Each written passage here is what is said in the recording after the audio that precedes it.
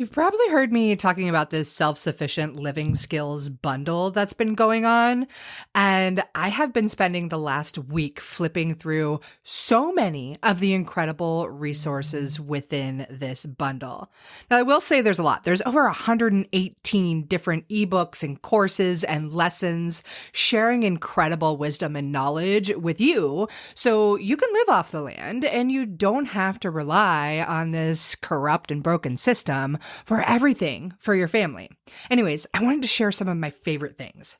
One, first off, is off-grid homeopathy. This course is loaded with so much incredible knowledge, talking about homeopathy for first aid, for colds and flu, how to make your own homeopathic remedies. Like, as an herbalist who loves to teach that stuff, that's pretty exciting to hear it in the homeopathy realm. There's also some incredible fermentation guides, so many other amazing herbal recipes and food recipes, and how to make your own sourdough bread, how to do your own organic gardening and canning of all of your foods. Really, there is so much. And yes, I know. I've talked about it a ton, but this entire bundle is only $50 right now until Sunday, March 24th. I'm sharing my herbal first aid skills, which is a course that's $47 on its own. I'm sharing recipes that I used when I got my products into REI for herbal first aid kits and so much more. You'll have to check it out. I'm serious. Like, you can absolutely change your life with this bundle. So there is a link in the show notes for you, and I hope you check it out. I hope you take advantage. Don't worry, you don't have to go through everything right away. You can access everything for up to a year. Once you're in the course or have the download, it's yours for life. It is a steal of a deal. Okay, self-sufficient living skills bundle in the links for you. Have you ever had your kids get sick and then they end up missing days of school? You end up having to cancel your plans, miss out on work, or worse yet, you get sick too. And then this never-ending spiral of sickness starts to hit your home. Well, what if there were ways that you could stop that from happening? Because as we ease into the school year, there is no doubt that there are tons more opportunities for your kids to get sick. Yes, even if your kids are homeschooled. Well, what if you could keep those pesky pathogens out of your house and keep living your life just the way you had planned? Well, at least close to it, because it never goes as we plan, right? But honestly, I can't guarantee that anything is going to make that happen for you, but I can tell you about the top 3 herbs that we use in our house that helped my daughter only miss 2 days of school last year. Hello and welcome to the Herbalist Path, a podcast where you'll discover how to make your own herbal remedies at home so that you can take better care of yourself, better care of your family, and better care of our planet. I'm Mel. I'm a clinical herbalist, environmental educator, and mountain living mama with this crazy passion for teaching more mamas and their little loves how to use plants as medicine in a safe, effective, and tasty way so that there can be an herbalist in every home. Again, it's an absolute honor to have you on the journey down the herbalist path with me so that together we can make herbalism #spread like wildflowers.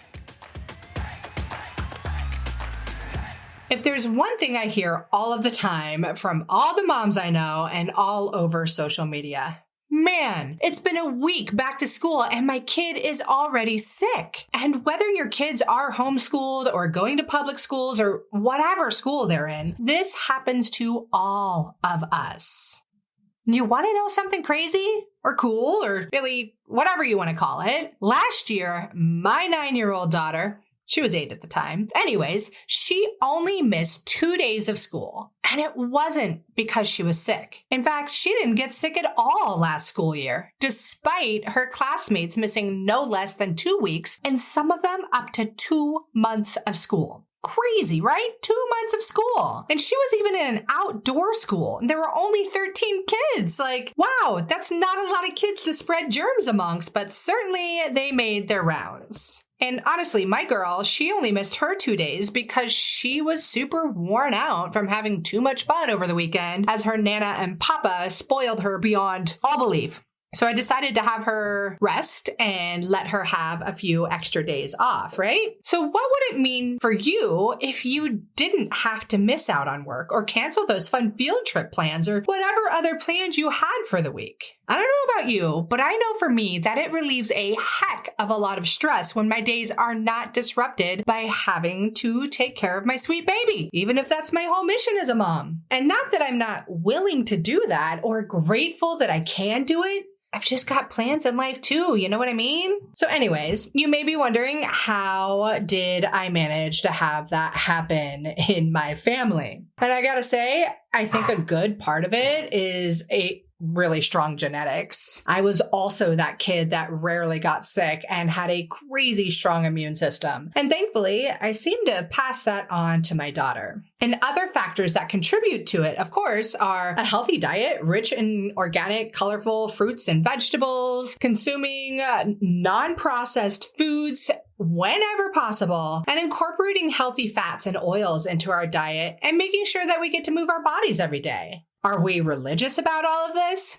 No, but we do try as much as possible to do these things. And yes, of course, there are herbs we use to help along as well. So at the start of the school year, we tend to reach for our best immune stimulating herbs. These are the herbs that are going to tell your immune system to wake up and be ready to fight in the event of an attack from some foreign invaders that's probably about to happen. So these immune stimulating herbs, some of them are really great for stimulating white blood cell proliferation and drastically improve the body's chance at resisting infection and or any kind of illness. And contrary to popular belief, these are not herbs you should be taking all of the time. I mean, think about it for a minute.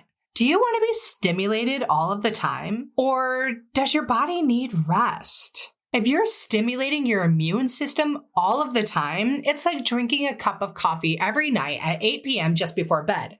What would happen to you? You likely wouldn't get any sleep. And when we don't get any sleep, everything else tends to fall apart, right? And this is exactly why you do not want to take your immune stimulants all of the time. But when you decide to take them at strategic times, then they can be incredibly powerful allies for you and to help you to keep from getting sick. And of course, keeping your family from getting sick too. So let's chat about the most important immune stimulants we use inside of my home. And one I love oh so much because it's so darn yummy. And it's garlic. I think that garlic needs to be in everything, except maybe ice cream and a cookie. But other than that, garlic needs to be all over the place. And I really want to help more people understand that we need to quit underestimating the power of garlic. It's some of the most powerful medicine we have around. And these days, most of us just think of it as a spice or flavoring for our food.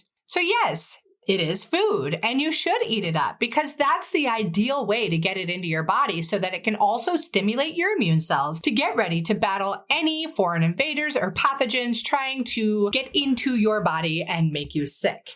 In fact, garlic is one of the best antibacterials out there, thanks to the allicin in it. It's even been shown to be effective against several bacterial strains that are resistant to the man-made antibiotics. So take that, Big Pharma, a big old clove of garlic to you.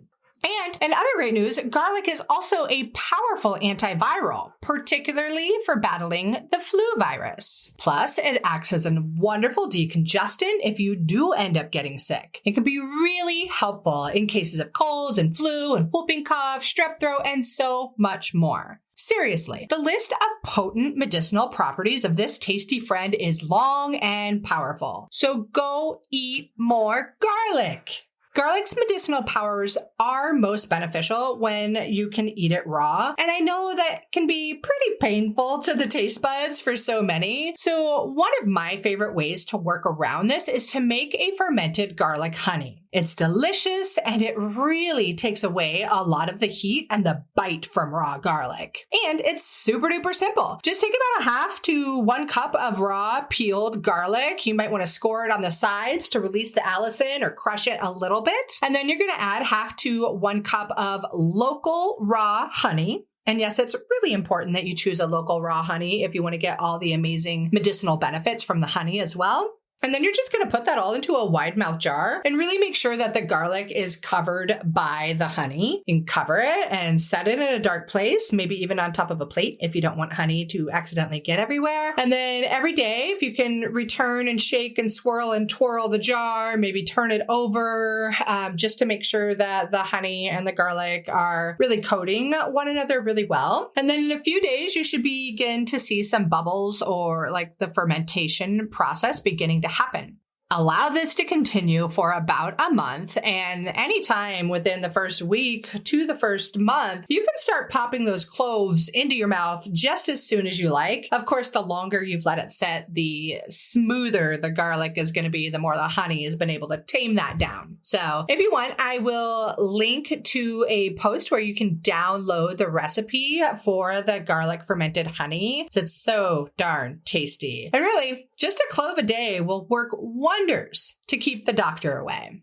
I could talk about garlic forever, but let's move on to the next herb, which is a beautiful plant with a huge claim to fame for immune stimulation, and it's echinacea. Echinacea is an amazing plant for so many reasons, but today we're going to focus on how it helps to boost the immune system right when you need it. Echinacea does a wonderful job stimulating your natural killer cells and getting them to do their work. So these are basically like this little punk rock spiked cell, like you can envision the mohawk spike that just runs around and pokes holes in the bad guys. That's its way of fighting off the pathogens and helping you to not get sick. And echinacea is going to do its best immune-enhancing goodness when you can do a mixture of a tincture or alcohol-based extract that draws out the alkylamides, which are shown to be easier for your body to uptake and to create a wonderful immunomodulating effect. And if you can also combine that alcohol-based extract with a water-based extraction or a decoction, that's going to extract the polysaccharides of the herbs, which are an integral part for helping to regulate the immune system. And it enhances echinacea's anti-inflammatory effects as well, among a whole host of other benefits for the body as a whole. If you're ready to learn more about making herbal remedies in the best of the ways, you can definitely check out my Medicine Making Mamas program, where you'll get step-by-step instructions and processes on how to make all these kinds of herbal remedies, from tinctures to decoctions and oxymels and honeys and all of the fun stuff, and doing it in the most safe and effective ways. And before we even think about completing this episode, of course I couldn't do it without talking about our beloved elderberry, right? And honestly, there is so much medicine in the entire elder shrubbery. But as we're embarking on harvest season for the berries, and the berries have been shown to be able to fight off over 10 different flu viruses, I figured we'd talk about them right now. And if you want to dive deeper into all the medicinal properties of the whole shrubbery, I do that inside my program, Herbs for Immune Health, and we'll be doing that inside of Apothecary Mama as well. So not only do these berries fight off over 10 different flu viruses, they also have been shown to shorten the duration of illness from 6 to 8 days down to just 2 to 3 days. And I don't know about you, but that is mega important in my world. I mean, seriously, who in the heck has time to be sick for 6 days? Surely not me. And elderberries actually are able to strengthen your cell walls so that the foreign invaders, the pathogens, the viruses, the bacteria, and all the other bad guys can't penetrate the cell and therefore have a really hard time getting you sick. How cool is that, right? It's like strength training for cell walls. So we love to take our elderberry at the very first sign of illness, and when we hear from our friends that they're getting sick, or if we're going to go on a trip somewhere. We love to make syrups and gummies and elderberry glycerites, and there's just so many ways you can get creative in making great medicine with this incredibly powerful plant friend. It's just so nice to know that our immune systems will be ready to fight the good fight for us right when we need them. Okay, so those are my top 3 herbs that I go to when I'm ready to keep my family healthy and well, especially when everybody else is getting sick. Garlic, echinacea, elderberry. Easy breezy, right? And they work like gangbusters for us. Like I said, my daughter didn't get sick at all last year. She just got tired. And I want to make sure before I let you go to iterate that these are not herbs you should be taking on a regular basis. They are there to stimulate the immune system. And like it or not, your immune system needs a bit of rest sometimes too. And the good news is that there are herbs that you can choose that will support and strengthen your immune system on a regular basis. More like a daily workout for your body that strengthens your body. These herbs will support and strengthen your immune system over the long term. And so in the next episode, I'll be sure to talk about those. So you be sure to tune in. And if you're a mama who is sick of spinning through Dr. Google and YouTube for all of your info on natural remedies, and you're ready to dive deeper into actually knowing what herbs to choose and truly becoming a confident and empowered healer for your family, I want you to know that I've been working hard behind the scenes on my new program, Apothecary Mama, where you'll get monthly mentorship and guidance from me and a whole lot more. I'm about to open the doors for you to join, so stay tuned for that to happen. It's going to be pretty darn exciting. And if you don't want to wait to learn, be sure to check out some of my classes that I have available for you on my website at theherbalistpath.com/herb-classes.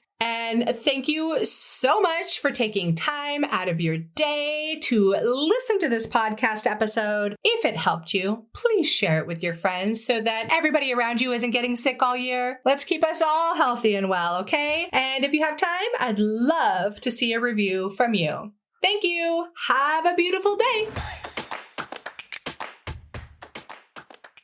Thank you so much for tuning into another episode of The Herbalist Path. Being on this journey with you is absolutely incredible. If you dig this episode, please leave me a review on your favorite podcast player and share it with your friends so that together we can make herbalism #spread like wildflowers. On another note, I must mention that while I know you're getting some good info here, it's important to remember that this podcast is purely for entertainment and educational purposes and is not intended to be a substitute for medical treatment. While the information in this podcast is absolutely relevant, herbs work differently for each person and each condition. That's why I recommend you work with a qualified practitioner, whether that be another herbalist, a naturopath, or your doctor. So thank you again.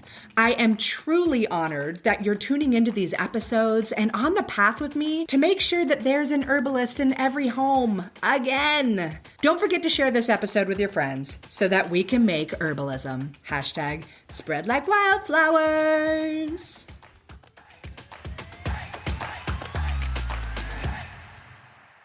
It has been so much fun and so, joyous watching all of my medicinal plant friends popping up in my garden, from the elecampane to the comfrey and the arnica. I love seeing these friends pop up. And if you are still trying to decide what to grow in your medicinal herb garden, you've got to grab my guide. It's all about the most essential herbs that every mom should know and should grow. So I teach you how to grow them and the many different ways that you can use them. If you want to grab the guide, go ahead. It's free, and I'm pretty sure you're going to get a lot of delight and use out of it. And there's a link to it in the show notes. I'm wishing you tons of happy medicine planting.